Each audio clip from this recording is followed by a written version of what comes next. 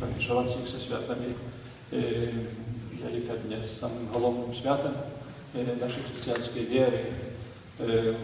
Той, хто вчора був на набоженстві вечором, хто слухав описання муки Пана, добре відає тим, що апошнім словами, яке сказав Єсус, було слово «сповнилося». «Сповнилося» – це значить, що я виконав ту місію, яку мені доручив Небесний мой Отець. Але для інших це слово читалося інакше, сповнилося, його вже більше нема. Він у могилі. Він не буде нас бунтувати, не буде казати, що він король юдейський, що він принес нам новий закон і так далі. Забилися всі тим, що Ісус казав, що на третій день у воскресне. Ось такий пригожий відповідь. Мы ведаем, что Юзеф з Аріматеї отдал свой гроб, как там поховали Ісуса. Ну і його сусіди кажуть, ну що ж ти зробив? Ти так много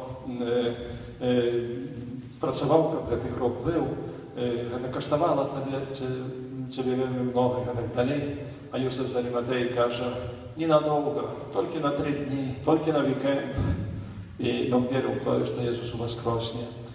Свято Воскресения Ісуса Христа, це припоминає нам о той події, яка відбулася 2000 років тому. Але вона повинна бути у наших серцях, у наших душах. Ми повинні жити цією правдою у Воскресенні, щоб бути людьми у Воскресенні, щоб не тільки пам'ятати об тим, що відбулося, але бути людьми у Воскресенні. Не тільки святкувати Великдень тим, що ми принесли освятити пасхальну їжу, освятили яйки, потім один другого питається, як ти святкував Великдень, ну так, освятив яйки, а що далі? Більше нічого.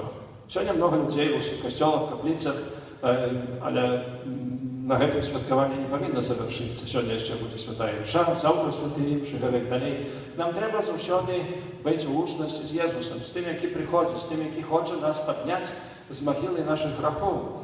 Бо толькі тады мы будзем сапраўднымі хрысціянамі, толькі тады мы будзем жыць так, як гэта хоча Езус, як вучыць касцёл. А ўсе мы створаныя для жыцця, і менавіта свята Пасхи – гэта свята жыцця. Свята Пасхи – таксама свята ласки Божией. Бо Езус Христос приходит на нас со своей лаской, как остановить нас. Эта Божья ласка поднимает нас с греху, только треба дозволить ее деятельность.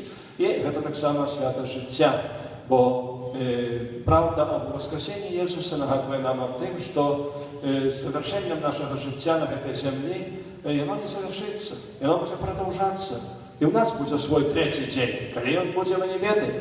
І нас Ісус Христос воскресить до нового життя. Для цього треба дозволити Ісусу діяти, щоб ми справді були такими, якими Він хоче нас бачити. А це вельми просто жити поводле Божого закону, жити поводле Духа Євангелія, бути так само людьми, які допомагають іншим людям не тільки матеріально, але і духовно, бо тоді, через нашу допомогу, люди можуть побачити так само і ніяку іншу ідею. Чому ми допомагаємо іншому чоловіку?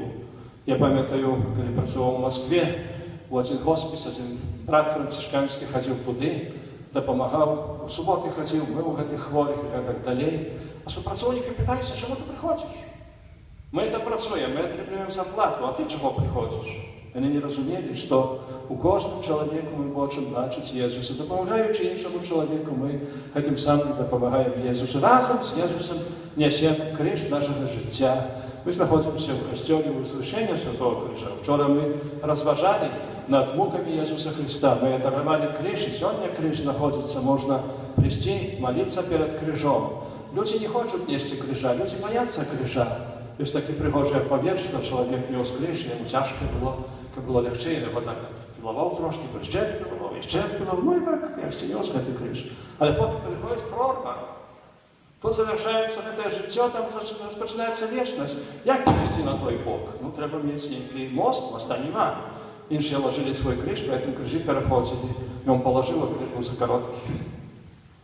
І він не мог перейти у вічність. Тому той криш, який ми отримали від Ісуса, ми повинні взяти його разом зі словами святого апостола Андрія. І той криш – одна моя надія. Для цього нехай це свято, пасхальна таємниця Менавіта ўспамін мукаў Jesúsa Христа, Яго воскресення, умацуе нашу веру, надзею і любоў, каб мы жылі не толькі традыцыі, але каб на кожны дзень нашага жыцця воскреслый Jesús быў у нашым сэрцы і ў нашай душы. Пане Jesús Христе, Ты ў дзень перад мукаю і смерцю загадаў вучням падрыхтаваць пасхальную вячэру. У дзень воскресення прыняў запрашэнне 2 вучняў, сеў з імі за стол, а познім вечарам прыйшоў да апосталаў, каб разам з імі спажыць вячэру. Просім Цябе, дай нам з верою перажываць Твою прысутнасць сярод нас падчас святочнай гасціны у дзень Тваёй перамогі, каб мы маглі радавацца ўдзелу ў Тваім жыцці і ў воскресенні.